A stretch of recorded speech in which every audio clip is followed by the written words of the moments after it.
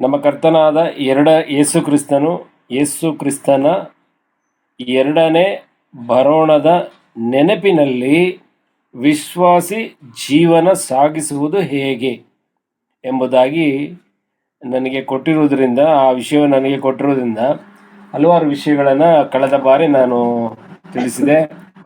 ನಾವು ಪಾಪದ ಪಾಲಿಗೆ ಸತ್ತಿದ್ದೇವೆ, ಆದ್ದರಿಂದ ನಮ್ಮ ಆತ್ಮಗಳು ಈಗಲೇ ಕರ್ತನಾದ ಯೇಸು ಕ್ರಿಸ್ತನ ಬಳಿಯಲ್ಲಿ ರಿಸರ್ವೇಷನ್ ಆಗಿದೆ, ಆ ಸ್ಥಳಕ್ಕೆ ನಾವು ಹೋಗ್ತೇವೆ ಎಂಬ ಖಂಡಿತವಾದಂಥ ವಿಷಯವನ್ನು ನಾವು ತಿಳಿಸಿದೆವು. ರೋಮ 6:2 ಬರೆದಿರೋ ಪ್ರಕಾರ ನಾವು ಪಾಪದ ಪಾಲಿಗೆ ಸತ್ತವರು. ರೋಮ 6ನೇ ಅಧ್ಯಾಯ 10-11 ಮತ್ತು ಎಫೆಸದವರಿಗೆ ಬರೆದ ಪತ್ರಿಕೆಯಲ್ಲಿ ನಾವು ಓದುವಾಗ ನಾವು ಕರ್ತನ ಮರಣ ಪುನರುತ್ಥಾನಕ್ಕೆ ಅನುರೂಪವಾದಂಥ ದೀಕ್ಷಾ ಸ್ನಾನ, ಅಂದರೆ ನೀರಿನಲ್ಲಿ ಮುಳುಗುವ ದೀಕ್ಷಾ ಸ್ನಾನವನ್ನು ನಾವು ತೆಗೆದುಕೊಳ್ಳುವುದರಿಂದ ನಾವು ಕ್ರಿಸ್ತನ ಬಳಿಗೆ ಹೋಗ್ತೇವೆ. ಅಂದರೆ ಕ್ರಿಸ್ತನ ಬಳಿಗೆ ಸೇರುವುದಕ್ಕೋಸ್ಕರ ದೀಕ್ಷಾ ಸ್ನಾನದ ಅವಶ್ಯಕತೆ ಇದೆ ಎಂಬುದಾಗಿ ಎರಡನೇ ವಿಷಯವನ್ನು ನಾನು ತಿಳಿಸಿದೆ. ಮೂರನೇದಾಗಿ ಒಂದು ಪ್ರಶ್ನೆ ಬರ್ತು.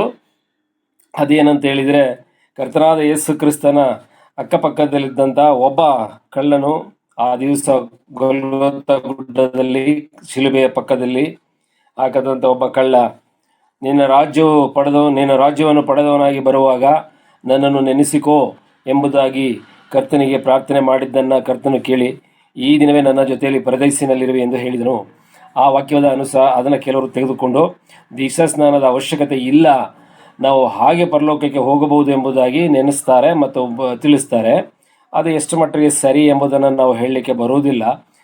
ಇದು ಕಾರಣ ಏನಿತ್ತು ಅಂತೇಳಿದರೆ, ಇನ್ನು ಸ್ವಲ್ಪ ಹೊತ್ತಿನಲ್ಲಿ ಆ ಕಳ್ಳ ಮರಣವನ್ನು ಅನುಭವಿಸಬೇಕಾಗಿತ್ತು, ಅವನ ಆತ್ಮ ಅವನ ದೇಹವನ್ನು ಬಿಟ್ಟು ಹೋಗಬೇಕಾಗಿತ್ತು. ಆ ಒಂದು ಪರಿಸ್ಥಿತಿಯಲ್ಲಿ ಆತನು ಇದ್ದ ಕಾರಣ ಮತ್ತು ಆತನು ಶಿಲುಬೆಗೆ ಜಡಿಯಲ್ಪಟ್ಟಿದ್ದ ಕಾರಣ, ಆತನು ದೀಕ್ಷಾಸ್ನಾನ ತೆಗೆದುಕೊಳ್ಳಕ್ಕೆ ಸದವಕಾಶವೇ ಇಲ್ಲದ ಕಾರಣ ಆತನಿಗೆ ಕರ್ತನ ಅವಕಾಶ ಕೊಟ್ಟಿದ್ದು ನಿಜ. ನಮ್ಮಲ್ಲಿ ಯಾರಾದರೂ ಅಂಥವರು ಆ ಪರಿಸ್ಥಿತಿಯಲ್ಲಿ ಕರ್ತನ ನಂಬಿದರೆ ಅದು ಹೋಗುವುದಕ್ಕೆ ಅವಕಾಶ ಇರಬಹುದು ಎಂಬುದಾಗಿ ನಾನು ನೆನೆಸ್ತೇನೆ. ಇದ್ದೇ ಇದೆ ಎಂಬುದಾಗಿ ಹೇಳಲಿಕ್ಕೆ ಆಗೋದಿಲ್ಲ. ಯಾಕಂತಂದರೆ ರೋಮಾಪುರದವರಿಗೆ ಬರೆದ ಪತ್ರಿಕೆ 6ನೇ ಅಧ್ಯಾಯ 10-11 ಓದುವಾಗ ಆ ವಾಕ್ಯವು ಖಂಡಿತವಾಗಿ ತಿಳಿಸ್ತದೆ, ನಾವು ಕ್ರಿಸ್ತನಲ್ಲಿ ಸೇರೋದಕ್ಕೋಸ್ಕರ ದೀಕ್ಷಾ ಸ್ನಾನ ಮಾಡಿಸಿಕೊಳ್ಳಬೇಕು. ಮತ್ತು ಆ ದೀಕ್ಷಾ ಸ್ನಾನ ಏನಂತೇಳಿದರೆ, ನಾವು ಆತನೊಂದಿಗೆ ಪಾಪದ ಪಾಲಿಗೆ ಸತ್ತು ಹೂಣಲ್ಪಟ್ಟು ತಿರ್ಗಾ ನಾವು ಮೇಲೆ ಆತನೊಂದಿಗೆ ಎದ್ದು ಬಂದಿದ್ದೇವೆ ಎಂಬುದಂತ ಆತನ ಮರಣ ಪುನರುತ್ಥಾನದ ಆ ಸದೃಶವಾದಂಥ ಆ ಸ್ನಾನವನ್ನು, ಕರ್ತನ ಮಾಡಿದಂಥ ಆ ಕಾರ್ಯವನ್ನು ನಾವು ಈ ಲೋಕದ ಜನರ ಮುಂದೆ, ಈ ಲೋಕದಲ್ಲಿ ಅನೇಕ ಆತ್ಮಗಳ ಮುಂದೆ, ಅಂದರೆ ದುರಾತ್ಮಗಳ ಮುಂದೆಯೂ ಸಹ ಇದನ್ನು ಸಾಕ್ಷೀಕರಿಸ್ತೇವೆ. ಹಾಗೆ ಎರಡನೇದಾಗಿ ನಾವು ದೀಕ್ಷಾ ಸ್ನಾನ ಪಡೆದುಕೊಳ್ಳುವುದರ ಮೂಲಕ ಒಂದು ಸಭೆಯ ಅಂಗವಾಗಿ ಹೋಗ್ತೇವೆ, ಒಂದು ಸಭೆಗೆ ನಾವು ಗುರುತಿಸಿಕೊಳ್ತೇವೆ. ಇದು ಒಂದು ವಿಷಯ ಜ್ಞಾಪಕವಿರಲಿ. ನಮಗೆ ಸಭೆಯೇ ಇಲ್ಲ ಎಂಬುದಾಗಿ ಹೇಳಿದಾಗ ನಮ್ಮ ಸಾಕ್ಷಿ ಕೆಟ್ಟು ಹೋಗ್ತದೆ.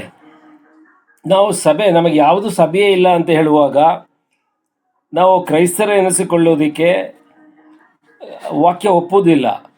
ನಾವು ಒಂದು ಸಭೆಗೆ ನಾವು ಸೇರಲೇಬೇಕು. ಅದು ಯಾವ ಸಭೆಯಾದರೂ ಆಗಿರಬಹುದು. ಯಾವ ಒಂದು ಕ್ರೈಸ್ತ ಸಭೆಗೆ ಅವನ ಮೆಂಬರ್ಶಿಪ್ ಆಗಲೇಬೇಕು. ಅವನು ಕ್ರೈಸ್ತ ಸಭೆಗೆ ಮೆಂಬರ್ಶಿಪ್ ಆಗಬೇಕು ಅಂತ ಹೇಳಿದರೆ ದೀಕ್ಷಾ ಸ್ನಾನದ ಮೂಲಕವೇ ಅದರ ಅವಶ್ಯಕತೆ ಇರ್ತದೆ. ಮತ್ತು ಆತನನ್ನು ನೋಡಿಕೊಳ್ಳುವಂಥ ಜವಾಬ್ದಾರಿ ಆ ಸಭೆಯ ಹಿರಿಯರಿಗೆ, ಆ ಸಭಾ ಸೇವಕರಿಗೆ ಮತ್ತು ಆತನೊಂದಿಗೆ ಇರ್ತಕ್ಕಂಥ ಸಭೆಯ ಒಂದೊಂದು ಆತ್ಮಗಳಿಗೂ ಕೂಡ ಇರ್ತದೆ. ಅವರು ಪ್ರಾರ್ಥನೆಯ ಮೂಲಕ, ವಾಕ್ಯದ ಮೂಲಕ, ಅನೇಕ ದಾರಿಗಳ ಮೂಲಕ ಆ ಆತ್ಮವನ್ನು ಅವರು, ಅಂದರೆ ಆ ರಕ್ಷಿಸಲ್ಪಟ್ಟ ವ್ಯಕ್ತಿಯನ್ನು ಅವರು ಪೋಷಿಸ್ತಾರೆ, ಪಾಲನೆ ಮಾಡ್ತಾರೆ. ಮತ್ತು ಕ್ರಿಸ್ತನಲ್ಲಿ ಸೇರುವ ತನಕವೂ ಆ ಒಂದು ಬಲ ಅವರನ್ನು ನಡೆಸ್ತದೆ ಎಂಬುದಾಗಿ ಸತ್ಯವೇದ ನಮಗೆ ತಿಳಿಸ್ತದೆ. ಅದು ಕರ್ತನಾದ ಯೇಸು ಕ್ರಿಸ್ತನೇ ಹೇಳಿದಂಥ ಮಾತು ಕೂಡ ಅದಾಗಿರ್ತದೆ. ಹಾಗಾಗಿ ದೀಕ್ಷಾ ಸ್ನಾನ ಅವಶ್ಯಕತೆ ಇದೆ. ನಾವು ಪಾಪದ ಪಾಲಿಗೆ ಸತ್ತವರಾಗಿರಬೇಕು ಮತ್ತು ನೀತಿಯ ಪಾಲಿಗೆ ನಾವು ಬದುಕೋರಾಗಿರಬೇಕು. ಒಂದು ಸಭೆಗೆ ನಾವು ಅಂಗಗಳಾಗಿರಬೇಕು, ಅಂದರೆ ಮೆಂಬರ್ಗಳಾಗಿರಬೇಕು, ಸದಸ್ಯರಾಗಿರಬೇಕು.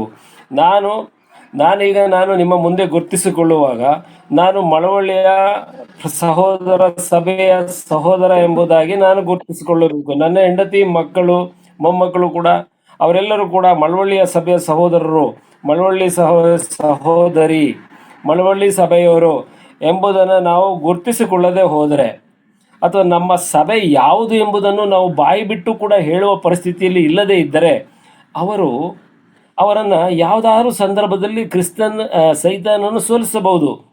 ಅವರು ತಮ್ಮ ಸಿಕ್ಕಿರ್ತಕ್ಕಂಥ ಆ ಒಂದು ಬಿರುದನ್ನು ಅವರು ಕಳೆದುಕೊಳ್ಳಬಹುದು. ಹಾಗಾಗಿ ನಾವು ಬಿರುದನ್ನು ಕಾಪಾಡಿಕೊಳ್ಳೋದಕ್ಕೋಸ್ಕರ ಈ ದೀಕ್ಷಾ ಸ್ನಾನವು ಮತ್ತು ಕ್ರಿಸ್ತನಲ್ಲಿ ಸೇರುವುದಕ್ಕೋಸ್ಕರ ಈ ನೀರಿನಲ್ಲಿ ಮುಳುಗುವ ದೀಕ್ಷಾ ಸ್ನಾನವು ಮತ್ತು ಸಭೆಯು ನಮಗೆ ಬಹಳ ಪ್ರಾಮುಖ್ಯವಾಗಿ ಇರುತ್ತದೆ. ಇದು ನನ್ನಲ್ಲಿ ಅದು ಜ್ಞಾಪಕವಾಗಿ ಇಟ್ಟುಕೊಳ್ಳೋಣ. ಮುಂದೆ ಇರ್ತಕ್ಕಂಥವ್ರನ್ನ ಆದಷ್ಟು ಸಭೆಗೆ ಸೇರಿಸುವಂಥ ಒಂದು ಕಾರ್ಯದಲ್ಲಿ ನಾವೆಲ್ಲರೂ ಕೂಡ ಅದರಲ್ಲಿ ಮುಂಜಾಗ್ರತೆ ವಹಿಸಿ ಅಂಥವ್ರನ್ನ ನಾವು ತಂದು ಸೇರಿಸೋಣ. ನಾನು ಈ ದಿವಸ ಆರಿಸಿಕೊಂಡಂಥದ್ದು ಪ್ರಾರಂಭದಲ್ಲಿ ಇಷ್ಟೇ. ಯೂದನ ಪತ್ರಿಕೆ 17ನೇ ವಚನದಿಂದ 23ನೇ ವಚನದವರೆಗೆ ನಾನು ಓದುತ್ತೇನೆ. ಅದಕ್ಕಿಂತ ಮೊದಲು ಯೂದನ ಪತ್ರಿಕೆಯ ಒಂದು ಹೊರರೇಖೆಯನ್ನು ನಾನು ನಿಮಗೆ ಪರಿಚಯವನ್ನು ಮಾಡಲಿಕ್ಕೆ ಇಷ್ಟಪಡ್ತೇನೆ.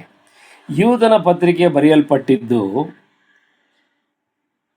ಕ್ರಿಸ್ತಶಕ 45ರಿಂದ 46ರಲ್ಲಿ, ಕ್ರಿಸ್ತಶಕ 45ರಿಂದ 46ರಲ್ಲಿ, ಮತ್ತು ಯೂದನ ಪತ್ರಿಕೆ ಗ್ರಂಥಕರ್ತನು ಇದರಲ್ಲಿ ಹೇಳಿರೋ ಪ್ರಕಾರ ಯೂದನೇ ಆಗಿದ್ದಾನೆ.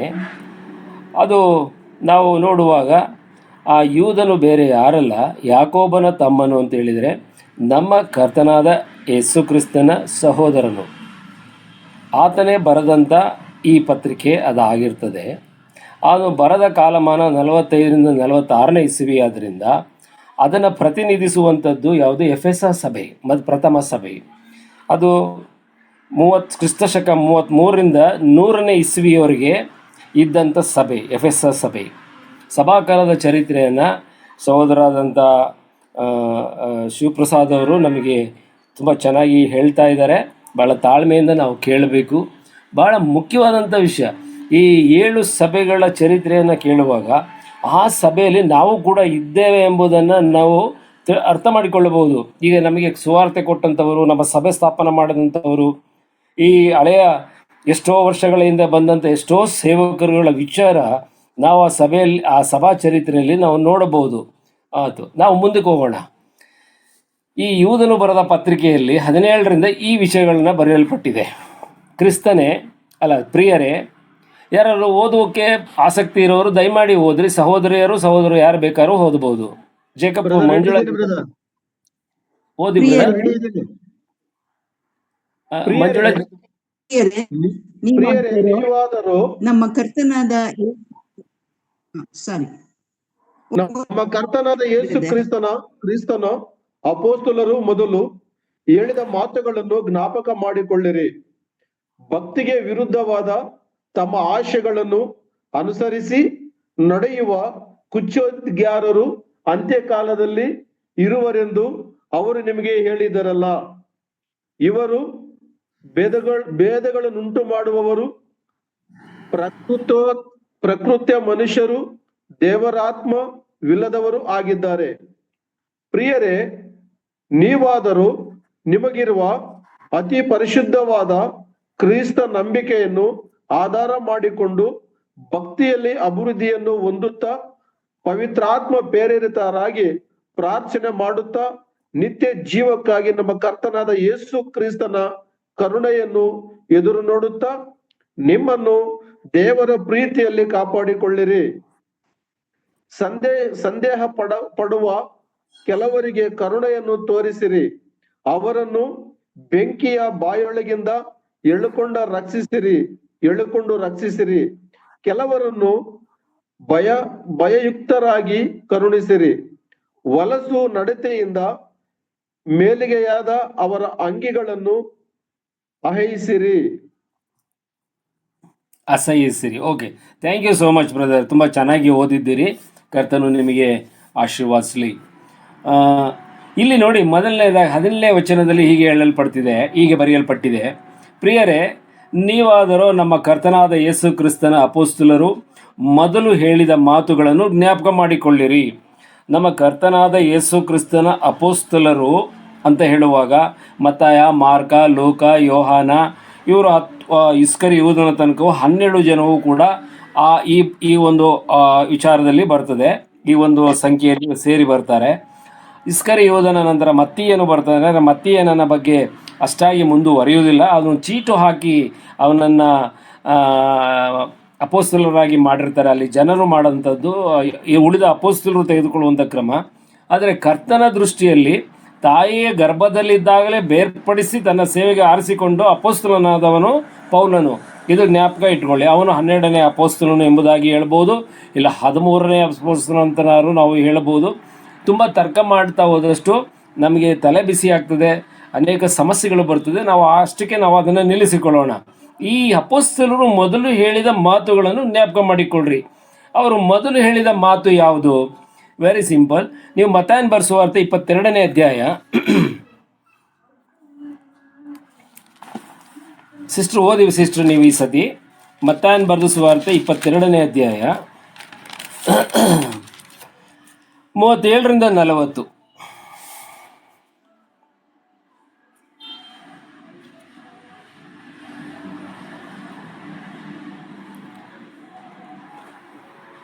ನಿನ್ನ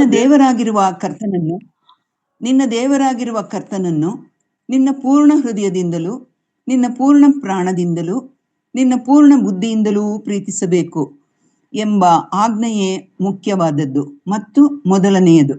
ಇದಕ್ಕೆ ಸಮಾನವಾದ ಎರಡನೆಯ ಆಜ್ಞೆ ಒಂದು ಉಂಟು. ಅದು ಯಾವುದೆಂದರೆ, ನಿನ್ನ ನೆರೆಯವನನ್ನು ನಿನ್ನಂತೆಯೇ ಪ್ರೀತಿಸಬೇಕು ಎಂಬುದೇ. ಈ ಎರಡು ಆಜ್ಞೆಗಳು ಎಲ್ಲಾ ಧರ್ಮಶಾಸ್ತ್ರಕ್ಕೂ ಪ್ರವಾದನ ಗ್ರಂಥಕ್ಕೂ ಆಧಾರವಾಗಿದೆ ಎಂದು ಹೇಳಿದನು. ಇದು ಮತ್ತಾಯನು ಮತ್ತು ಲೂಕನು, ಮಾರ್ಕನು, ಮತ್ತಾಯ ಮತ್ತು ಇವನು ಯಾರು ಮಾರ್ಕನು, ಇವರಿಬ್ಬರು ಕೂಡ ತಿಳಿಸುವಂತ ಅವರು ವಾಕ್ಯಗಳಲ್ಲಿ ಅವರು ಬರೆದಿದ್ದಾರೆ.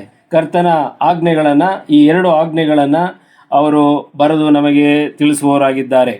ಅದು ಮತ್ತಾಯ, ಮಾರ್ಕ 12:29-31 ಕೂಡ ಇದೇ ವಿಷಯವನ್ನು ಪ್ರಸ್ತಾಪ ಮಾಡಲಾಗಿದೆ. ಇದು ನಮಗೆ ಕೊಟ್ಟಂಥ ಆಜ್ಞೆ. ಇದನ್ನೇ ಜ್ಞಾಪಕ ಮಾಡಿಕೊಳ್ಳಿರಿ ಎಂಬುದಾಗಿ ಯೂದನ ಪತ್ರಿಕೆಯಲ್ಲಿ ಯೂದನು ನಮಗೆ ತಿಳಿಸ್ತಾ ಇದ್ದಾನೆ. ಇದರ ಜೊತೆಗೆ ಮತ್ತೊಂದು ವಿಷಯವನ್ನು ಜ್ಞಾಪಕ ಮಾಡ್ತಾನೆ. ಅಪೊಸ್ತಲರೆಲ್ಲರೂ ಕೂಡ ತಮ್ಮ ಪತ್ರಿಕೆಗಳಲ್ಲಿ ಮತ್ತು ಸುವಾರ್ತೆಯಲ್ಲಿ ಹೇಳಿದಂಥ ವಿಚಾರಗಳು ಯಾವುದು ಅಂತ ಹೇಳಿದರೆ, ಕರ್ತನಾದ ಯೇಸು ಕ್ರಿಸ್ತನು ಸ್ವತಃ ಹೇಳಿದ ಮಾತುಗಳ ಪ್ರಕಾರ ಕರ್ತನು ಪುನಃ ಬರುತ್ತೇನೆ ಎಂಬುದಾಗಿ ನಮಗೆ ಅದನ್ನು ಪುನಃ ಬರುತ್ತೇನೆ ಎಂಬುದಾಗಿ ಆಶ್ವಾಸನೆಯನ್ನು ಕೊಟ್ಟಿದ್ದಾನೆ. ಆತನು ಆ ಎಣ್ಣೆ ಮರಗಳ ಗುಡ್ಡದ ಮೇಲೆ ಅನೇಕ ಜನರೊಂದಿಗೆ, ಶಿಷ್ಯರೊಂದಿಗೆ ಅಲ್ಲಿ ಹೋಗಿ ಅಲ್ಲಿ ಆತನು ಎತ್ತಲ್ಪಡುವಂಥ ಸಂದರ್ಭದಲ್ಲಿ ದೇವದೂತರು ಕೂಡ ಅದನ್ನೇ ಸಾಕ್ಷೀಕರಿಸಿದ್ದಾರೆ. ಅಪೊಸ್ತಲರ ಕೃತ್ಯ 1ನೇ ಅಧ್ಯಾಯದಲ್ಲಿ ನಾವು ಅದನ್ನು ಓದಬಹುದು. ಅದರಲ್ಲಿ ಏನಂತ ಇದೆ, ನಿಮ್ಮ ಕಣ್ಣು ಎದುರಿಗೆ ಹೇಗೆ ಆತನು ಎತ್ತಲ್ಪಟ್ಟನೋ ಹಾಗೇ ಇದೇ ಎಣ್ಣೆ ಮರ ಗುಡ್ಡಕ್ಕೆ ಬರ್ತಾನೆ ಎಂಬುದಾಗಿ ಅರ್ಥ ಬರುವ ರೀತಿಯಲ್ಲಿ ಅವರು ಸಾಕ್ಷಿಯನ್ನು ಕೊಟ್ಟಿದ್ದಾರೆ. ಹಾಗಾಗಿ ಈ ಎರಡು ವಿಷಯಗಳು ಬಹಳ ಮುಖ್ಯವಾದಂಥದ್ದು. ಎರಡು ಆಜ್ಞೆಗಳು ಅಂದರೆ ಕರ್ತನಿಗಾಗಿಯೇ ನಾವು ಪ್ರತ್ಯೇಕಿಸಿಕೊಳ್ಳಬೇಕು ಎಂಬುದನ್ನು, ಒಂದು ನಿನ್ನ ದೇವರಾದ ಕರ್ತನನ್ನು ನಿನ್ನ ಪೂರ್ಣ ಪ್ರಾಣದಿಂದಲೂ ಪ್ರೀತಿಯನ್ನು ಅಂದರೆ ಆತನಿಗೋಸ್ಕರ ನಾವು ಪ್ರತ್ಯೇಕಿಸಿಕೊಳ್ಳಬೇಕು. ನಿನ್ನ ನೆರೆಯವನನ್ನು ನಿನ್ನಂತೆ ಪ್ರೀತಿಸಬೇಕಂದ್ರೆ ನಮ್ಮ ಕರ್ತನಾದ ಯೇಸು ಕ್ರಿಸ್ತನನ್ನು ನಮ್ಮನ್ನು ನಾವು ಎಷ್ಟು ಪ್ರೀತಿಸ್ತೇವೋ ಅದೇ ರೀತಿಯಲ್ಲಿ ಆತನನ್ನು ಪ್ರೀತಿಸಬೇಕು ಎಂಬುದು ಎರಡು ಆಜ್ಞೆಗಳ ಅರ್ಥ. ನೆರೆಯವನು ಅಂತ ಹೇಳುವಾಗ ಡೋಂಟ್ ಥಿಂಕ್ ನಿಮ್ಮ ಅಕ್ಕಪಕ್ಕದಲ್ಲಿರೋರು ಅಂತನೋ ಅಥವಾ ಬೇರೆ, ಅದು ಸೆಕೆಂಡ್ರಿ ಅಂತ. ನಾವು ಕರ್ತನಾದ ಯೇಸು ಕ್ರಿಸ್ತನನ್ನು ತನ್ನ ನೆರೆಯವನನ್ನಾಗಿ ನಾವು ಪ್ರೀತಿಸುವಾಗ, ಆ ಒಂದು ಪ್ರೀತಿ, ಈ ಪ್ರೇಮವನ್ನು ಆತನ ಮೇಲೆ ಇಡುವಾಗ ನಮ್ಮ ಮನಸ್ಸಿನಲ್ಲಿ ಇತರರ ಮೇಲೆ ಅದೇ ಪ್ರೀತಿ ಖಂಡಿತವಾಗಿ ಬರ್ತದೆ. ಇದು ಜ್ಞಾಪಕ ಇರಲಿ. ಅಂದರೆ ಕರ್ತನಾದ ಯೇಸು ಕ್ರಿಸ್ತನನ್ನೇ ನಮ್ಮ ಸ್ವಂತ ರಕ್ಷಕನಾಗಿ ಅಂಗೀಕಾರ ಮಾಡಿಕೊಂಡು ಪೂರ್ಣ ಪ್ರೀತಿ, ಪೂರ್ಣ ಪ್ರಾಣದಿಂದ ಆತನನ್ನು ಸೇವಿಸುವಂಥ ಆ ಒಂದು ಆತ್ಮೀಯತೆ ನಮ್ಮಲ್ಲಿ, ಆ ಒಂದು ನಂಬಿಕೆ ನಮ್ಮಲ್ಲಿ ಬಂದು ಅದರ ಮೂಲಕ ನಾವು ಕರ್ತನನ್ನು ನಮ್ಮ ಪ್ರಾಣಕ್ಕಿಂತಲೂ ಹೆಚ್ಚಾಗಿ ಪ್ರೀತಿಸುವವರು ಆಗುವಾಗ ನಾವು ನಮ್ಮ ನೆರೆಯವರು, ಈ ಲೋಕದಲ್ಲಿರ್ತಕ್ಕಂಥ ಸಕಲ ಕುಲ, ಭಾಷೆ, ಜನಾಂಗದವರನ್ನು ನಾವು ಪ್ರೀತಿಸುವಂಥ ಮನಸ್ಸು ಕೂಡ ನಮಗೆ ಬರ್ತದೆ. ಇದು ಜ್ಞಾಪಕವಿರಲಿ ಈ ವಾಕ್ಯವು. ಅದು ಆ ರೀತಿಯಲ್ಲಿ ಕರ್ತನ ಹೃದಯವು ಆ ರೀತಿಯಲ್ಲಿ ಬದಲಾಯಿಸಲ್ಪಡ್ತದೆ. ನಾವು ಕರ್ತನ ಆ ಸೇವೆಯನ್ನು ನಾವು ನೋಡುವಾಗ ಒಂದು ಕಡೆ ಅಂದರೆ ಆ ಜನರೆಲ್ಲರೂ ಆತನ ವಾಕ್ಯ ಕೇಳೋದಕ್ಕೋಸ್ಕರ ಆ ಬೆಟ್ಟದ ಬಳಿಗೆ ಬಂದಂಥ ಸಂದರ್ಭದಲ್ಲಿ ಕರ್ತನು ಅವರಿಗೆ ಎಲ್ಲ ವಾಕ್ಯವನ್ನು ಹೇಳಿದ ನಂತರ ಶಿಷ್ಯರನ್ನು ಕರೆದು, ಇವರು ಬಳಲಿ ಹೋದಾರು, ಇವರೆಲ್ಲರೂ ತಿನ್ನುವುದಕ್ಕೆ ಏನಾದರೂ ಕೊಡಿರಿ ಎಂಬುದಾಗಿ ಹೇಳ್ತಾರೆ. ಅಂದರೆ ಆತನ ಹೃದಯ ಅದು ಪ್ರೀತಿಯ ಹೃದಯ. ಎಲ್ಲರನ್ನು, ಅಂದರೆ ಕರ್ತನಾದ ಯೇಸು ಕ್ರಿಸ್ತನ ಪ್ರೀತಿಯ ಹೃದಯ, ದೇವರ ಪ್ರೀತಿಯ ಹೃದಯ ಎರಡು ಒಂದೇ. ಈ ಇಬ್ಬರು ತಮ್ಮ ಹೃದಯವನ್ನು ಶಿಷ್ಯರಿಗೆ ಈ ಮೂಲಕವಾಗಿ ಹಂಚುತ್ತಾ ಇದ್ದಾರೆ. ತಮ್ಮ ಹೃದಯದಲ್ಲಿರ್ತಕ್ಕಂಥ ಆಲೋಚನೆಯನ್ನು, ಅಂದರೆ ತಮ್ಮ ಹೃದಯವನ್ನೇ ಆ ಶಿಷ್ಯರಿಗೆ ಅವರು ಹಂಚುತ್ತಾ ಇದ್ದಾರೆ. ಇದು ಜ್ಞಾಪಕ ಇರಲಿ. ಹಂಚುತ್ತಾ ಇದ್ದಾರೆ ಅಂತ ಹೇಳಿದರೆ ತನ್ನ ಹೃದಯಗಳಿಗೆ, ತನ್ನ ತಂದೆಯಾದ ದೇವರು, ಮಗನಾದ ದೇವರು ಅಂತ ಕರ್ತನಾದ ಯೇಸು ಕ್ರಿಸ್ತನ ಹೃದಯ, ಈ ಎರಡೂ ಹೃದಯವನ್ನು ಶಿಷ್ಯರಿಗೆ ಅವರ ಹೃದಯವನ್ನು ಇವರ ಹೃದಯವಾಗಿ ಬದಲಾಯಿಸ್ತಾ ಇದ್ದಾನೆ. ಅಂದರೆ ಇವರು ಬಳಲಿ ಹೋದಾರು, ಕರುಣೆ, ಪ್ರೀತಿ, ಅಂತಃಕರಣ ಅವರು ನೋಡಿದ್ದಾನೆ ಕರ್ತನಿಗೆ 2 ದಿವಸಗಳಿಂದ ಅವರ ಜೊತೆಯಲ್ಲಿ ಇದ್ದದ್ದನ್ನು. ಬಳಲಿ ಹೋದಾರು, ಇವರು ತಿನ್ನೋದಕ್ಕೆ ಏನಾದ್ರು ಕೊಡ್ರಿ ಅಂದ್ರೆ ಎಂತಹ ಒಂದು ಪ್ರೀತಿಯ ಆಲೋಚನೆ ಕರ್ತನ. ಇದು ಹೃದಯದಿಂದ ಹೃದಯಕ್ಕೆ ಹಂಚಲ್ಪಡುವಿಕೆ. ಈ ಜ್ಞಾಪಕವಿರಲಿ. ರಕ್ಷಣೆ ಎಂದರೂ ಅದೇನೆ. ನಮ್ಮ ಹಳೆಯ ಸ್ವಭಾವವನ್ನು ಸಂಪೂರ್ಣವಾಗಿ ನಾವು ತೆಗೆದುಹಾಕಿ ನೂತನ ಸ್ವಭಾವವನ್ನು ಧರಿಸಿಕೊಳ್ಳುವುದು, ಇಲ್ಲ ನೂತನ ಸೃಷ್ಟಿಯಾಗುವುದರ ಎಂಬುದರ ಅರ್ಥ ಕರ್ತನಾದ ಯೇಸು ಕ್ರಿಸ್ತನ ಆ ಪ್ರೇಮ, ಆ ಪ್ರೀತಿಯ ಹೃದಯ ಪರಿವರ್ತನೆ ಆಗುವಂಥದ್ದು. It is mine changes. ಇದು ಆಗಿಲ್ಲ ಅಂತ ಹೇಳಿದರೆ ನಮ್ಮ ಹಳೆ ಹೃದಯವೇ ಬರೇ ದ್ವೇಷ, ಅಸೂಯೆ, ನಾವು ಹಳೆ ಕಂದಾಚಾರದಲ್ಲಿ ಹಳೆ ರೀತಿಯಲ್ಲಿ ಯೋಚನೆ ಮಾಡಿಕೊಂಡು ಅಸಮಾಧಾನ ಇವೆಲ್ಲ ನಮ್ಮ ಹೃದಯದಲ್ಲಿ ಇದ್ದದ್ದೇ ಆದರೆ ಅದು ಕರ್ತನ ಹೃದಯವಾಗುವುದಿಲ್ಲ, ಅದು ಮಾನುಷಿಕ ಹೃದಯ ಆಗ್ತದೆ. ಅಂಥವರಿಗೆ ರಕ್ಷಣೆ ಆಗಿರುವುದಿಲ್ಲ, ರಕ್ಷಣೆ ಸಿಗುವುದಿಲ್ಲ. ಅದು ಬೂಟಾಟಿಗೆ ರಕ್ಷಣೆಯಾಗಿ ಅದು ಹೊರಹೊಮ್ಮುತ್ತದೆ. ಆದರೆ ಕರ್ತನು ಯಾವ ರೀತಿಯಲ್ಲಿ ತನ್ನ ಶಿಷ್ಯರಿಗೆ ತನ್ನ ಹೃದಯವನ್ನು ಹಂಚಿದನೋ ಅವತ್ತು ಅವರಿಗೆ ಊಟ ಕೊಡ್ರಿ, ಅವರು ಬಟ್ ಶಿಷ್ಯರ ಹೃದಯ ಹೆಂಗಿತ್ತು? ಎಲ್ಲಿಂದ ತರೋದು ಅವ್ರಿಗೆ ದುಡ್ಡು ಎಲ್ಲಿದೆ ಅಷ್ಟೊಂದು, ಹೋಗ್ತಾರೆ ಬಿಡಿ, ಅವ್ರು ಯಾರು, ಕರೆದಿದ್ದವ್ರು ಯಾರು, ಈ ಥರ ಎಲ್ಲ ಮಾತುಗಳು ಬಂದಿದೆ. ಬಟ್ ವಾಕ್ಯದಲ್ಲಿ ಕೆಲವು ಬರೋದಿಲ್ಲ. ನಾವು ಗೆಸ್ ಮಾಡೋದ್ರಲ್ಲಿ ಏನು ತಪ್ಪಿಲ್ಲ. ಆದರೆ ಕರ್ತನ ಹೃದಯ ಅವ್ರಿಗೆಲ್ಲರಿಗೂ ಊಟ ಕೊಡಬೇಕು. ಅವ್ರ ಬಳಲಿ ಹೋಗಬಾರ್ದು. ಅವ್ರಿಗೊಂದು ಅವಕಾಶ ಕೊಡಬೇಕು. ಅವ್ರನ್ನ ಪ್ರೀತಿಯಿಂದ ನೋಡಬೇಕು. ಎಷ್ಟು ಪ್ರೀತಿ ಕರ್ತನ ಹೃದಯದಲ್ಲಿ ಇತ್ತು. ಆ ಪ್ರೀತಿಯ ಹೃದಯ ನನ್ನ ಹೃದಯ ಆಗಿಲ್ಲ ಅಂದರೆ, ನಿಮ್ಮ ಹೃದಯ ಆಗಿಲ್ಲ ಅಂತ ಹೇಳಿದರೆ ನಮಗೆ ಸಾಲ್ವೇಷನ್ ಆಗಿಲ್ಲ. ಒಂದು ಕಡೆ ನಾವು ಬರ್ಕೊಂಡ್ಬಿಡೋಣ. ಈ ಪ್ರೀತಿಯ ಹೃದಯ ನಮಗೆ ಬದಲಾವಣೆ ಆಗಿದ್ದರೆ ಅದು ಏನೇನು ಬೆನಿಫಿಟ್ಸ್ ಕೊಡ್ತದೆ ಅಂತೇಳಿ ಜ್ಞಾನೋಕ್ತಿಯಲ್ಲಿ ಓದುವಾಗ, ಹರ್ಷ ಹೃದಯವು ಒಳ್ಳೆಯ ಔಷಧ, ದೇವರ ವಾಕ್ಯವು ಎಲುಬೆಲ್ಲ ಸಾರವು, ಆರೋಗ್ಯವು ಒಳ್ಳೆಯ ಉತ್ತಮ ಆರೋಗ್ಯವು, ಒಳ್ಳೆ ಹೆಲ್ತ್ ಆ್ಯಂಡ್ ವೆಲ್ತ್ ಎರಡೂ ಕೂಡ ಆ ಸಂತೋಷದ ಹೃದಯ ನಮ್ಮಲ್ಲಿ ಇದ್ದದ್ದೇ. ಕರ್ತನ ಹೃದಯ ನಮ್ಮ ಹೃದಯವಾಗಿ ಮಾರ್ಪಟ್ಟಿದ್ದರೆ ರಕ್ಷಣೆ ಆಗಿರ್ತದೆ, ಜೊತೆಗೆ ಒಳ್ಳೆಯ ಆರೋಗ್ಯ ಕೂಡ ಇರ್ತದೆ. ದೇವರು ಎಲ್ಲ ಅಪಾಯಗಳಿಂದ ನಮ್ಮನ್ನು ತಪ್ಪಿಸ್ತಾನೆ, ಎಲ್ಲ ರೀತಿಯ ಗಂಡಾಂತರಗಳಿಂದ ನಮ್ಮನ್ನು ತಪ್ಪಿಸ್ತಾನೆ, ಸೈತಾನ ಎಲ್ಲ ಕುತಂತ್ರಗಳಿಂದ ನಮ್ಮನ್ನು ತಪ್ಪಿಸ್ತಾನೆ. ಹಲವು ಬೇರೆ ನಮಗೆ ಸೈತಾನನ ಶೋಧನೆಗಳು ಗಂಡ ಹೆಂಡತಿಯರ ಮಧ್ಯೆ, ಮಕ್ಕಳ ಮಧ್ಯೆ ಬರ್ತದೆ. ಅದಕ್ಕೆ ಕಾರಣ ಇರ್ತದೆ. ಅಂದರೆ ನಮ್ಮ ತಪ್ಪು ಹೆಜ್ಜೆಗಳು ಕಾರಣ ಇರಬಹುದು, ನಮ್ಮ ತಪ್ಪು ನಿರ್ಧಾರಗಳು ಅದಕ್ಕೆ ಕಾರಣ ಇರಬಹುದು. ಸ್ವಲ್ಪ ಸಮಯ ನಾವು ಕರ್ತನನ್ನು ಬಿಟ್ಟು ಬೇರೆ ಏನನ್ನೋ ಆಲೋಚಿಸುವಂಥ ಸಂದರ್ಭಗಳಾಗಿರಬಹುದು. ಇವೆಲ್ಲವೂ ಸೈತಾನನ ಶೋಧನೆಗೆ ಅವಕಾಶ ಮಾಡ್ತಕ್ಕಂಥ ಒಂದು ದಾರಿ, ಒಂದು ಜಾಗ ಆಗಿರ್ತದೆ. ಅದನ್ನು ನಾವು ಪವಿತ್ರಾತ್ಮನ ನಮ್ಮಲ್ಲಿದ್ದು ಎಚ್ಚರಿಸುವಾಗ, ಕೂಡಲೇ ನಾವು ಮನೋಪರವರ್ತೆ ಒಂದು ಆತನ ಕಡೆಗೆ ತಿರುಗಿಕೊಳ್ಳುವಾಗ ಈ ಎಲ್ಲ ವರಗಳನ್ನು ನಮಗೆ ದೇವರು ಕೊಡ್ತಾನೆ. ನಾವು ಬದಲಾವಣೆ ಇಲ್ಲದ ಹಲವಾರು ವರ್ಷಗಳಿದ್ದಾಗ ಅದು ಆ ಸಂಕಟ, ಆ ಕಷ್ಟ ಮಲ್ಟಿಪಲ್ ಆಗ್ತಾ ಹೋಗ್ತಾ ಇರುತ್ತೆ. ನಾವು ಅದನ್ನು ಆಲೋಚಿಸಬೇಕು. ದೈಹಿಕವಾಗಿ ಆಗ್ತಕ್ಕಂಥ ಬದಲಾವಣೆ ಆಗಬಹುದು, ಆತ್ಮಿಕವಾದಂಥ ಬದಲಾವಣೆಗಳು ಕೂಡ ಆ ಸಮಯದಲ್ಲಿ ಆಗಬಹುದು. ನಾವು ಮುಂದಕ್ಕೆ ಹೋಗೋಣ. ಇಲ್ಲಿ 18ನೇ ವಚನದಲ್ಲಿ, ಭಕ್ತಿಗೆ ವಿರುದ್ಧವಾದ ತಮ್ಮ ಆಶೆಗಳನ್ನು ಅನುಸರಿಸಿ ನಡೆಯುವ ಕುಚೋದ್ಯಗಾರರು ಅಂತ್ಯಕಾಲದಲ್ಲಿ ಇರುವರೆಂದು ನಿಮಗೆ ಹೇಳಿದರಲ್ಲ. ಇವರು ಭೇದಗಳನ್ನು ಉಂಟು ಮಾಡುವವರು, ಪ್ರಾಕೃತ ಮನುಷ್ಯರು, ದೇವರ ಆತ್ಮವಿಲ್ಲದವರು ಆಗಿದ್ದಾರೆ. ಈ ಭಕ್ತಿಗೆ ವಿರುದ್ಧವಾದ ತಮ್ಮ ಆಶೆಗಳನ್ನು ಅನುಸರಿಸಿ ನಡೆಯುವ ಕುಚೋದ್ಯಗಾರರು ಅಂತ್ಯಕಾಲದಲ್ಲಿ ಇರುವರು. ಅಂತ್ಯಕಾಲದಲ್ಲಿ ಅಂತ ಹೇಳುವಾಗ ನಮ್ಮಲ್ಲಿ ಕನ್ಫ್ಯೂಷನ್ ಮಾಡ್ಕೊಳ್ಳೋದು ಬೇಡ. ಈಗ ನಾವಿರ್ತಕ್ಕಂಥದ್ದು ಕೃಪಾಕಾಲ, ಸಭಾಕಾಲ, ಇದು ಅಂತ್ಯಕಾಲವಲ್ಲ. ಕೆಲವರು ಅದೊಂದು ಆಧಾರವಾಗಿ ತೆಗೆದುಕೊಳ್ತಾರೆ. ಕಡೆಯ ಕಾಲಗಳಲ್ಲಿ ನನ್ನ ಆತ್ಮವನ್ನು ಎಲ್ಲರ ಮೇಲೆ ಸುರಿಸುವರು, ಎಲ್ಲರೂ ಪ್ರವಾದನೆಯನ್ನು ಹೇಳುವರು ಎಂಬುದಾಗಿ ಕೆಲವರು ಅದನ್ನು ಹೇಳಿ, ಆತ್ಮ ಸುರಿಸ್ತಾನೆ, ಅದರಿಂದ ನಾವು ಪ್ರವಾದನೆ ಹೇಳ್ತೀವಿ, ಅದ್ಭುತಗಳನ್ನು ಮಾಡ್ತೀವಿ ಎಂಬುದಾಗಿ. ಅದು ತಪ್ಪು ಕಲ್ಪನೆ. ಅದು ಸುರಿಸುವಂಥದ್ದು ಕಡೆ ಕಾಲದಲ್ಲಿ ಅಂತ ಹೇಳಿದರೆ ಅದು ಸಂಕಟ ಮತ್ತು ಮಹಾಸಂಕಟ ಕಾಲದಲ್ಲಿ ಆಗಬೇಕೇ ಹೊರತು ಈಗ ಆಗುವಂಥದ್ದಲ್ಲ. ಈ ಕಾಲ ಸಭಾಕಾಲ ಮತ್ತು ಕೃಪೆಯ ಕಾಲ.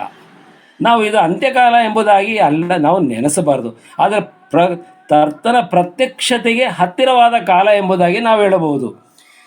ಈ ಕುಚೋದ್ಯಗಾರರು ಆವಾಗ ಭಾಳ ಸ್ಟ್ರಾಂಗ್ ಆಗಿ ಬರ್ತಾರೆ. ಎಲ್ಲಿ ಈ ಕಠಿಣ ಕಾಲ ಮತ್ತು ಮಹಾ ಕಠಿಣ ಕಾಲದಲ್ಲಿ ಕುಚೋದ್ಯಗಾರರು ಸಂಖ್ಯೆ ಜಾಸ್ತಿ ಆಗ್ತದೆ ಮತ್ತು ಅವರು ಭಾಳ ಸ್ಟ್ರಾಂಗ್ ಆಗಿ ಅವರ ಅಸಹ್ಯಮನ ಜೊತೆ ಕುಚೋದ್ಯ ಮಾಡ್ತಾರೆ. ಏನು ಕುಚೋದ್ಯ ಮಾಡ್ತಾರೆ ಅಂತ ನೀವು ನೋಡಿ, ದಯಮಾಡಿ ನನ್ನೊಂದಿಗೆ 2 ಪೇತ್ರ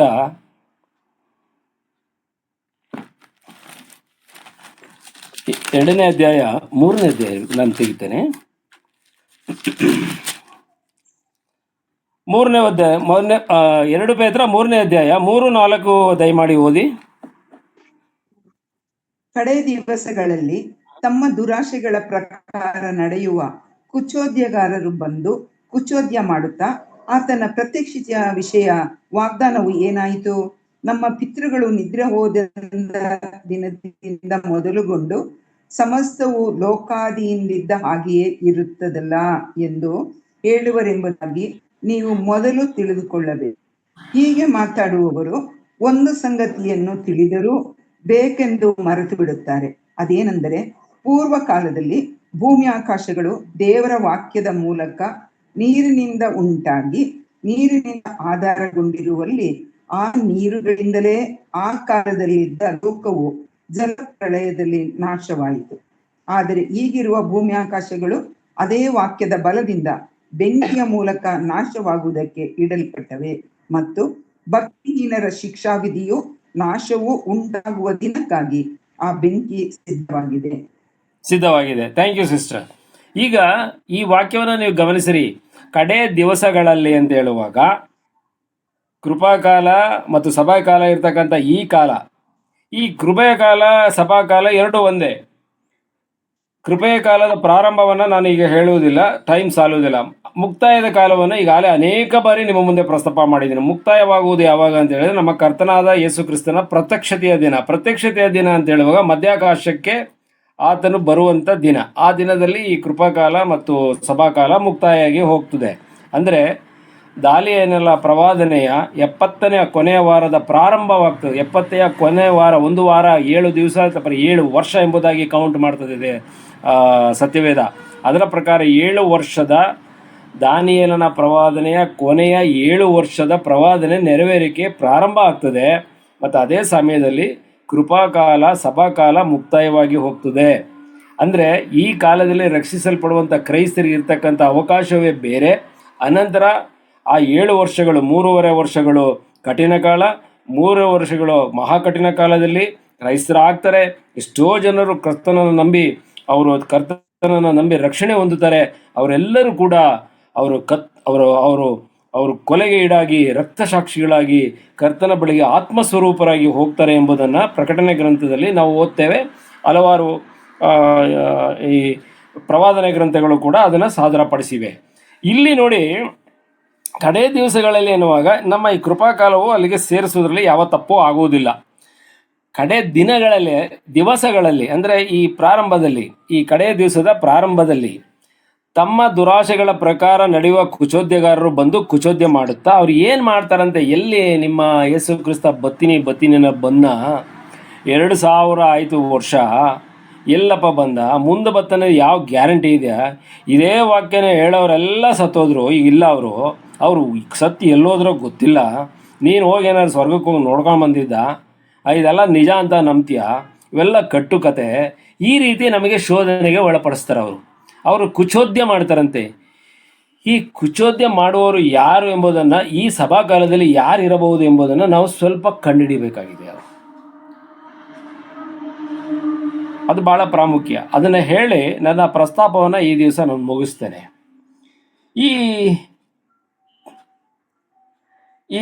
ಈ ಸಮಯದಲ್ಲಿ ಅಂದರೆ ಈ ಕೃಪಾಕಾಲ ಮತ್ತು ಸಭಾಕಾಲದಲ್ಲಿ ಈ ರೀತಿ ಕುಚೋದ್ಯ ಮಾಡುವಂಥವ್ರು ಯಾರು ಅಂತ ಹೇಳಿದರೆ, ದಯಮಾಡಿ ನನ್ನೊಂದಿಗೆ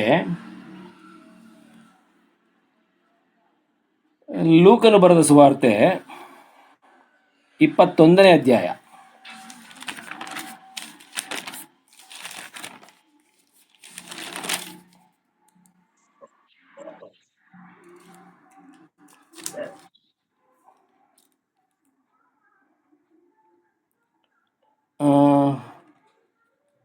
ಅದಕ್ಕಿಂತ ಬದಲು ನೀವು ಜ್ಞಾನೋಕ್ತಿಗೆ ಬನ್ನಿ ದಯಮಾಡಿ.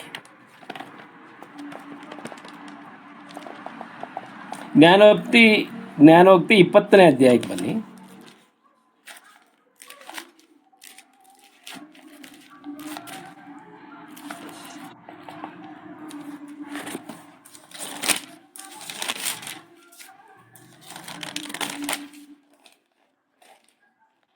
ಇಪ್ಪತ್ತನೇ ಅಧ್ಯಾಯ 1ನೇ ವಚನ.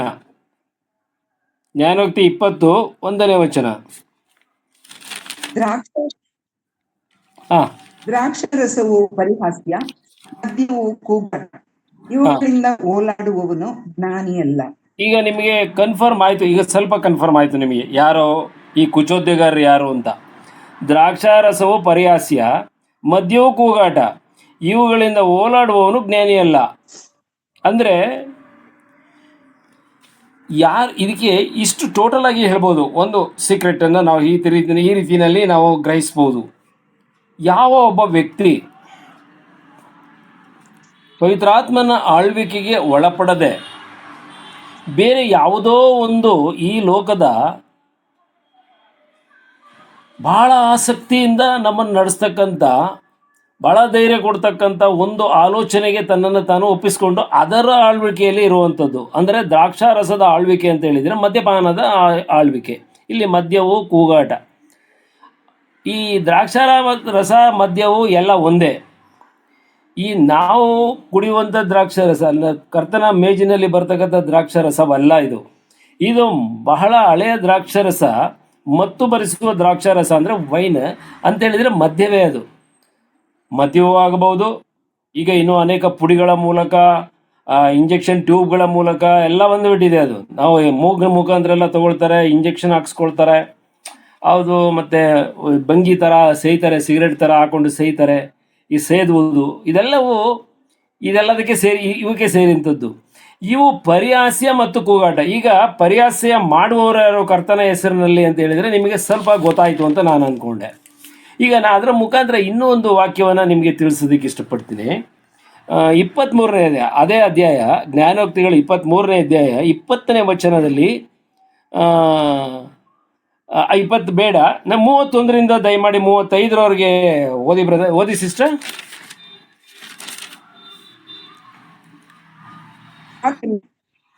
ಪಾತ್ರೆಯಲ್ಲಿ ಕೆಂಪಗೆ ಥಳಥಳಿಸುವ ದ್ರಾಕ್ಷಾರಸದ ಮೇಲೆ ಕಣ್ಣಿಡಬೇಡ. ಅದು ಗಂಟಲಿನೊಳಗೆ ಮೆಲ್ಲಗೆ ಇಳಿದು ಹೋಗಿ ಆಮೇಲೆ ಹಾವಿನಂತೆ ಕಚ್ಚುತ್ತೆ. ಹೌದು, ನಾಗದ ಹಾಗೆ ಕಡಿಯುತ್ತದೆ. ನಿನ್ನ ಕಣ್ಣು ಇಲ್ಲದನ್ನೇ ಕಾಣುವುದು, ಮನಸ್ಸು ವಿವೇಕಗಳನ್ನು ಹೊರಪಡಿಸುವುದು. ನೀನು ಸಮುದ್ರದ ನಡುವೆಯಾಗಲಿ ಹಡಗಿನ ಕಂಬದ ತುದಿಯಲ್ಲಾಗಲಿ ಮಲಗಿರುವವನಂತಿರುವಿ. ಜನರು ನನ್ನ ಹೊಡೆದರು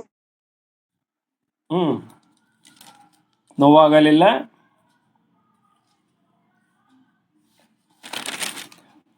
ಆಯಿತು ಸಿಸ್ಟರ್, ಇಲ್ಲಿ ನಾನು ಅದು ಕಂಟಿನ್ಯೂ ಮಾಡ್ತೀನಿ. ನೋಡಿ, ಈ ವಾಕ್ಯದಲ್ಲಿ 31ನೇ ವಚನ ಹೀಗೆ ಹೇಳ್ತದೆ: ಪಾತ್ರೆಯಲ್ಲಿ ಕೆಂಪಗೆ ಥಳಥಳಿಸುವ ದ್ರಾಕ್ಷಾರಸದ ಮೇಲೆ ಕಣ್ಣಿಡಬೇಡ. ಈ ದ್ರಾಕ್ಷಾರಸ ಇದೆಯಲ್ಲ, ನೀವೆಲ್ಲ ಯಾರು ನೋಡಿರ್ಬೋದು, ನಾನಂತೂ ನೋಡಿದ್ದೀನಿ ಅದನ್ನು. ಆ ಬಾಟಲ್ಸು, ಆ ಬಾಕ್ಸಸ್ಸು, ಅವರು ಮೇಡ್ ಹೆಂಗಿರುತ್ತೆ ಅಂತ ಹೇಳಿದರೆ, ಎಂತಹ ಫಾಸ್ಟ್ರು ಕೂಡ ಒಂದು ಸ್ಪೂನಾರು ಕುಡಿದು ನೋಡ್ಬಿಡೋಣ ಅನ್ನಬೇಕು, ಅಷ್ಟು ಅಟ್ರಾಕ್ಟಿವ್ ಆಗಿ ಅದನ್ನು ಮಾಡಿರ್ತಾರೆ. ಎಂಥ ದೇವರ ಸೇವಕರಿಗೂ ಆಸೆ ಬರಬೇಕು ಅದು ನೋಡಿದರೆ, ಆ ರೀತಿಯಲ್ಲಿ ಅದನ್ನು ಪ್ರಿಪೇರ್ ಮಾಡಿರ್ತಾರೆ. ಅದನ್ನೇ ಈ ಜ್ಞಾನೋಕ್ತಿ ಪುಸ್ತಕವನ್ನು ಬರೆಯುವಾಗ ಸಲ್ಮೋನನು ಅದನ್ನು ಬರೆದಿದ್ದಾನೆ, ಅವನ ಅನುಭವ ಅದು. ಆಮೇಲೆ ಅದು ಗಂಟಲಿನೊಳಗೆ ಮೆಲ್ಲಗೆ ಇಳಿದು ಹೋಗಿ ಆಮೇಲೆ ಹಾವಿನಂತೆ ಕಚ್ಚುತ್ತದಂತೆ.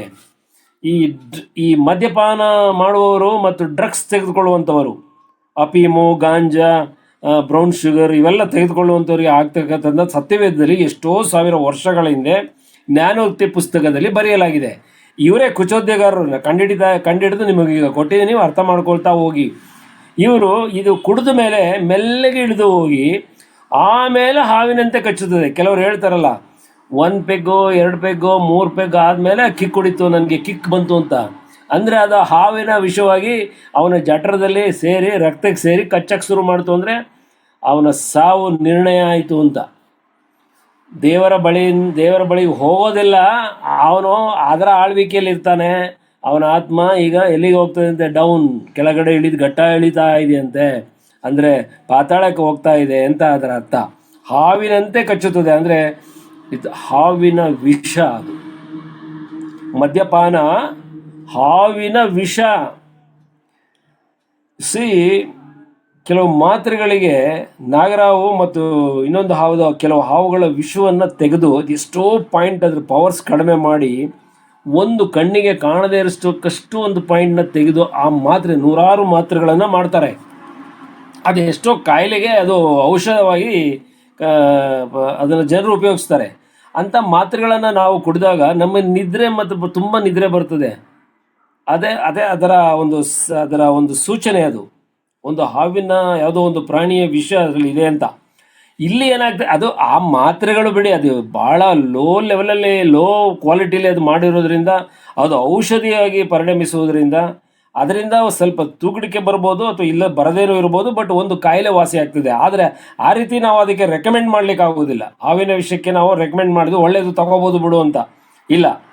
ಹಾವಿನ ವಿಷಕ್ಕೆ ಸಮಾನವಾದದ್ದು ಮದ್ಯಪಾನ, ಈ ಬ್ರೌನ್ ಶುಗರು, ಮತ್ತು ಗಾಂಜಾ, ಅಫೀಮ್ಗಳು, ಮತ್ತು ಡ್ರಗ್ಸ್ಗಳು, ಇನ್ನೂ ಅನೇಕ sexual drugs. That is also, ಅದು ಕೂಡ ಹಾವಿನ ವಿಷವೇ. ಅದು ಕೂಡ ಭಾಳ ಕೆಟ್ಟದ್ದು. ಅವೆಲ್ಲ ಮನುಷ್ಯರು ಯೂಸ್ ಮಾಡ್ತಾರೆ. ಅದು ಸೈತಾನ್ ಶೋಧನೆ ಅವರಿಗೆ. ಅದನ್ನು ಮಾಡಬಾರ್ದು, ಅದನ್ನು ಮಾಡಬೇಡಿ ಎಂಬುದಾಗಿ ಕರ್ತನು ಈ ವಾಕ್ಯದಲ್ಲಿ ತಿಳಿಸ್ತಾ ಇದ್ದಾನೆ. ಹೌದು, ನೆಕ್ಸ್ಟ್ ಮುಂದೆ 32ನೇ ವಚನದಲ್ಲಿ, ಹೌದು ನಾಗದ ಹಾಗೆ ಕಡಿತದೆ. ಯಾವ ನಾಗ? ನಾಗರ ಹಾವು, ಅವೆಲ್ಲದಕ್ಕಿಂತಲೂ ಕಿಂಗ್ ಕೋಬ್ರಾ ಅಂದರೆ ಕಾಳಿಂಗ ಸರ್ಪ ಅಂತ ನಮ್ಮಲ್ಲಿ ಹೇಳ್ತೀವಿ. ಅದು ಕಾಳಿಂಗ ಸರ್ಪ ಬಾಡಿಯೆಲ್ಲ ವಿಷ. ಅದಕ್ಕೆ ಅದು ನಮ್ಮ ಕೈಗೋ ಕಾಲಿಗೋ ನುಳ್ಕೊಂಡ್ಬಿಟ್ರೆ ಅದರಲ್ಲೇ ಅದು ಕಟ್ ಮಾಡುತ್ತೆ. ಅದರ ಕೆಳಗಡೆ ಹೊಟ್ಟೆ ಇರ್ತಕ್ಕಂಥ ಬ್ಲೇಡಲ್ಲಿ ಕಟ್ ಮಾಡಿ ಆ ಸಂದಲ್ಲಿರ್ತಕ್ಕಂಥ ಅದರ ಒಂದು ತೇವಾಂಶವನ್ನು ಬಾಡಿ ಒಳಗಡೆ ಬಿಟ್ಟಾಗ ಅದು ವಿಷವಾಗಿ ಪರಿಣಮಿಸಿ ನೀಲಿ ಬಣ್ಣಕ್ಕೆ ಬಂದು ಸತ್ತೋಗ್ತಾನಂತೆ. ಇದು ನಾನು ಕೇಳಿದ್ದೇನೆ, ನೋಡಿಲ್ಲ. ಆದರೆ ನಾಗದ ಹಾಗೆ ನಾಗರಾವು ಥರ ಕಡೀತದೆ ಅದು. ಯಾವುದು? ಈ ಮದ್ಯಪಾನ ಇವೆಲ್ಲವೂ ಮತ್ತು ಈ ಡ್ರಗ್ಸ್ಗಳೆಲ್ಲವೂ. ನಿನ್ನ ಕಣ್ಣು ಇಲ್ಲದನ್ನೇ ಕಾಣುವುದು. ಅದು ತಗೊಂಡ್ಮೇಲೆ ಏನಾಗುತ್ತೆ, ನೀವು ಆಕಾಶದಲ್ಲಿ ಚಂದ್ರಲೋಕಕ್ಕೆ ಹೋಗ್ತಾ ಇದ್ದೀನಿ ಅಂದರೆ ಆ ಭಾವನೆಯೇ ನಿಮಗೆ ಅದು ಬರ್ತದೆ. ಅದು ತೋರಿಸುತ್ತೆ ನಮಗೆ. ಹಿಮಾಲಯ ಪರ್ವತ ಶಿಖರದ ಮೇಲೆ ನಾನು ನಿಂತಿದ್ದೀನಿ, ಮೌಂಟ್ ಎವರೆಸ್ಟಲ್ಲಿ ಈಗ ಆಲ್ರೆಡಿ ಮೇಲೆ ನಿಂತಿದ್ದೀನಿ, ಬಾವುಟ ಆಗ್ತಾ ಇದ್ದೀನಿ ಅಂತ ಅವನೇನಾದ್ರು ಅಂದ್ಕೊಂಡ್ರೆ ಆ ಒಂದು ಅನುಭವವನ್ನು ಕಣ್ಣಿನಲ್ಲಿ ಕಾಣುವ ರೀತಿಯಲ್ಲಿ ಯಾವುದು ಗೊತ್ತಾ ಅದು ಮಾಡುವಂಥದ್ದು? ಅಫೀಮು, ಗಾಂಜಾ ಹೊಡಿಯೋದೆಲ್ಲ ಇದರ ಬೆಟ್ಟ ಗುಡ್ಡಗಳಲ್ಲಿ ಭಾಳ ಗುಪ್ತವಾದ ಪ್ರದೇಶದಲ್ಲಿ ಎಲ್ಲರೂ ಸಿಕ್ಕಿದ್ರೆ ಸ್ಮೆಲ್ ಗೊತ್ತಾಗ್ಬಿಟ್ರೆ ಪೊಲೀಸ್ನವರು ನಿರ್ದಾಕ್ಷಿಣ್ಯವಾಗಿ ಅದನ್ನು ಸೀಸ್ ಮಾಡಿ ಮಾಡ್ತಕ್ಕಂಥವ್ರನ್ನ ತಗೊಂಬಂದು ಜೈಲ್ಗೆ ಹಾಕಿ ಶಿಕ್ಷೆ ಕೊಡಿಸ್ತಾರೆ. ಇವತ್ತು ಕೂಡ ಗಾಂಜಾ, ಅಫೀಮು ಇಂಥ ಕೇಸ್ಗಳನ್ನು ಯಾವುದೇ ಕಾರಣಕ್ಕೂ ಕರ್ನಾಟಕ ಪೊಲೀಸು ವಾರ್ನಿಂಗ್ ಮಾಡಲ್ಲ, ಅಡ್ಜಸ್ಟ್ ಮಾಡ್ಕೊಳ್ಳಲ್ಲ.